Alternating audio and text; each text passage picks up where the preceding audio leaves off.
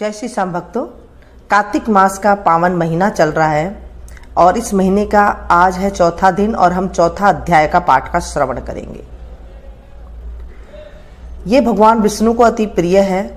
इस महीने में हम कथा, श्रवण, दान, पुण्य कुछ भी करते हैं उसका अमोघ फल की प्राप्ति मिलती है। अश्वमेघ यज्ञ के समान हमें फल की प्राप्ति मिलती है। तो इस महीने में हमें ज़्यादा से ज़्यादा कथा, भागवत, श्रवण, दान, पुण्य करना चाहिए। गऊ की सेवा अवश्य करनी चाहिए। दीप दान अवश्य करना चाहिए। बोलिए विष्णु भगवान की जय। चौथा अध्याय। नारद जी बोले, ऐसा कहकर विष्णु भगवान मछली रूप धारण कर कश्यप की अंजलि में प्राप्त हुए। उस मछली पर दया करके मुनि ने उसको कमंडल में डाल दिया। जब वह उसमें न समाई तब कुएं में डाला। कुएं से तालाब में, तालाब से समुद्र में डाली गई। तब मत्स्य रूपधारी भगवान शंखासुर को मारते हुए और अपने हाथ में दबाकर चद्री वन को गए और वहां सब ऋषियों को बुलाकर भगवान बोले कि जल के भीतर वेद निगम हो गए हैं,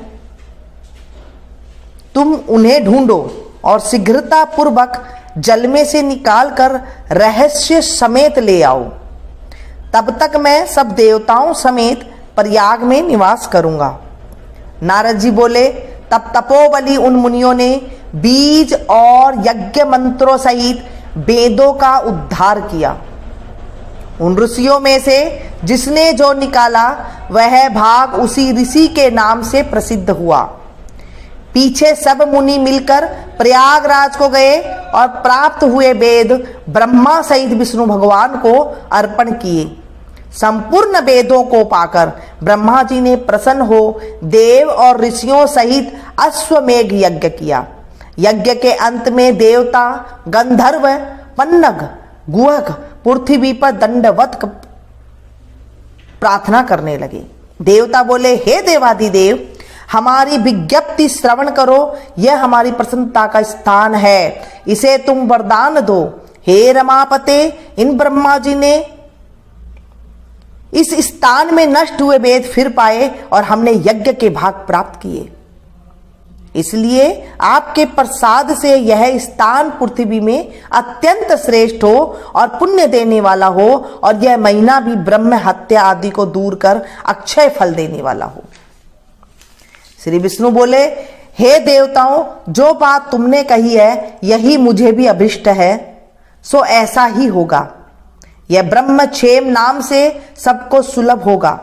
सूर्यवंशी राजा भागीरथ यहां गंगा जी को लावेंगे और इस जगह पर सूर्य की पुत्री यमुना जी का संगम होगा। जो पुरुष अपने पितृस्वरों के यहां श्राद्ध करेंगे उनके पितृगण मेरे स्वरूप को धारण करेंगे। मकर संक्रांति माघ मास में प्रातःकाल स्नान करने से उनके दर्शन मात्र से ही संपूर्ण पाप ऐसे नष्ट हो जाते हैं जैसे सूर्य से अंधेरे का नाश हो जाता है। और उनको मैं सालोक्य, सामीप्य और सारूप्य इन तीनों प्रकार की मुक्ति क्रम से देता हूं। हे देव मुनीश्वरों, हे मुनिवरों, मैं सर्वज्ञ रूप से बद्री वन में सदैव निवास करूंगा। जो फल और स्थान 100 वर्ष में मिलता है वह तुमको वहां एक दिन में ही प्राप्त होगा। उस स्थान के दर्शन करने वाले मनुष्य जीवन मुक्त हो जाते हैं। सुत जी बोले, हे विष्णु, देवताओं से ऐसे कहकर ब्रह्मा जी सहित वहीं अंतर ध्यान हो गए और इंद्रादिक देवता भी अंशों से यहां रहकर अंतर ध्यान हो गए। जो मनुष्य शुद्ध चित्त से इस पवित्र कथा को सुनते हैं और उनको प्रयागराज और बद्रीवन में जाने का फल मिलता है। इस कथा को जो कहते हैं, सुनते हैं, सुनाते हैं और हुंकारा भरते हैं, बीच में जब कथा होती है उस टाइम पे हुंकारा भरते हैं, उसको प्रयागराज और बद्री वन में जाने का फल मिलता है। कार्तिक के महीने में जब हम कथा का श्रवण करते हैं, कार्तिक महीने की श्रवण करते हैं कथा का, उसका हमें अमोघ फल की प्राप्ति होती है। उसका अश्वमेघ यज्ञ के समान फल की प्राप्ति होती है। बोले विष्णु भगवान की जय। कार्तिक के महीने में कथा अवश्य सुननी चाहिए, कहानी अवश्य सुननी चाहिए। एक सास थी, कार्तिक नहाने 12 कोस जाती थी। घर में बहू जो थी वह कठड़िया में पानी डालकर कहती, मन चंगा तो कठौती में गंगा। वहीं गंगा जी आ जाती और वह नहा लेती। एक दिन सासू की नथ बह गई। घर पर बहू नहाई तो नथ उसके कठड़े में आ गई। उसने नथ निकाल कर रख ली। सास वापस आई और उदास होकर बैठ गई। बहू ने पूछा, सासू जी उदास क्यों बैठी हो?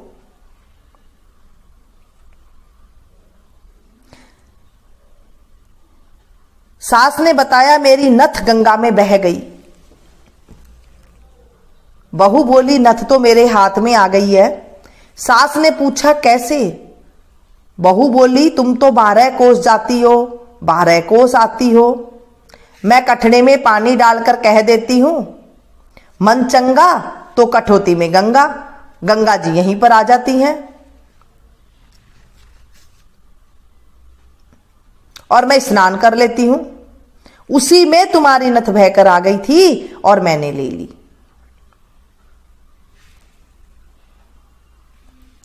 हे गंगा मैया, हे कार्तिक महाराज, जैसे सास को आई किसी को मत आना, और जैसे बहू को आई वैसे सबको आना। जैसे बहू पर टूटी वैसे सब पर टूटना। बहू के अंधन के भंडार भर गए। हे कार्तिक महाराज, इस कहानी को जो पढ़े सुने हुकारा भरे उसकी सारी मनोरथ पूरी करना। बोलिए विष्णु भगवान की जय, कृष्ण कन्हैया लाल की जय।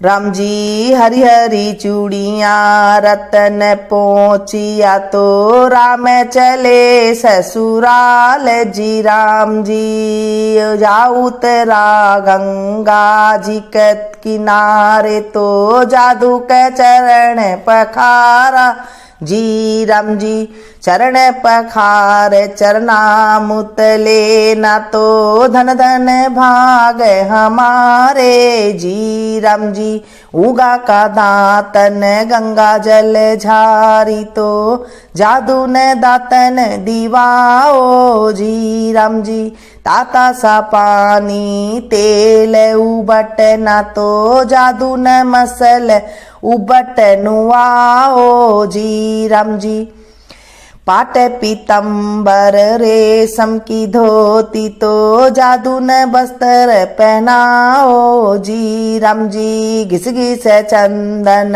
भरी रे कटोरी तो जादू का तिलक लगाओ जी। राम जी मोती चूर मगध के लड्डू तो जादू न भोग लगाओ जी। राम जी आक ढाक की पतल मंगाओ तो जादू न पतल दीवाओ जी। राम जी दाल भात घीवा का फल का तो परवल की तरकारी जी। राम जी 5 रुपया ध्वजाए नारियल तो जादू न भेंट चढ़ाओ जी। राम जी सास सपूती न थाल परोसा तो जी मोना रतन जमाई जी। राम जी चारों भाई जी मन बैठा तो साली दे रही गाली जी। राम जी काला ही काला कृष्ण मुरारी तो दो बाप ने का जाया जी। राम जी हम तो है तीनों लोकों के ठाकुर तो हमको कैसी गाली जी। राम जी तुम तो हो तीन लोक के ठाकुर तो काहे को आए ससुराल जी। राम जी पोफटी धर्म की बेला तो राम विदा होए आए जी। राम जी क्या कोई आया नगरी का राजा तो क्या न कोई आया बराती जी। राम जी दशरथ पुत्र कौशल्या का जाया तो राम विदा होए आया जी। राम जी गुड़ले पे बैठी मात यशोदा तो गुड़ले पे बैठी माता कौशल्या तो कैसी के पाई ससुराल जी। राम जी ससुर हमारे है इंद्र वरुण है तो सासू गंगा जल झारी जी। राम जी साला तो हमारे चांद सूरज है साली है कामण गारी जी। माता जैसो ही अग्नि में सोना तपत है तो वैसी ही कामनी हमारी जी। राम जी 9-10 मास लाला रखा गर्भ में तो कभी न करी थी बड़ाई जी। राम जी एक रात लाला रहा ससुराल तो सासू की करी है बड़ाई जी। राम जी सौगंध खाऊं मेरे बाप ननद की तो सौगंध खाऊं मैं तो नंद बाबा की तो कबे न जाऊं ससुराला जी। रामनी धन धन रे बेटा तेरी ससुराल तो गावे नित गाओ जी। राम जी जो कोई राम जी की ससुराल गावे तो जन्म मरण छूट जावे जी। राम जी बाली गावे घर बर पावे तो तरणी पुत्र खिलावे जी। राम जी बूढ़ी गावे गंगा यमुना नावे तो स्वर्ग पाल की आवे जी। राम जी कार्तिक के महीने में राम जी की गाली जरूर गानी चाहिए। इससे गाने से हमारे पापों का नाश होता है और घर में सुख शांति आती है। अगर कंवारी लड़की गाती है तो उसको मन भावन पति मिलता है और जो शादीशुदा है उसे पुत्र मिलता है। और बूढ़ी गाती है तो स्वर्ग की पालकी मिलती है, स्वर्ग की प्राप्ति होती है। बोले विष्णु भगवान की जय।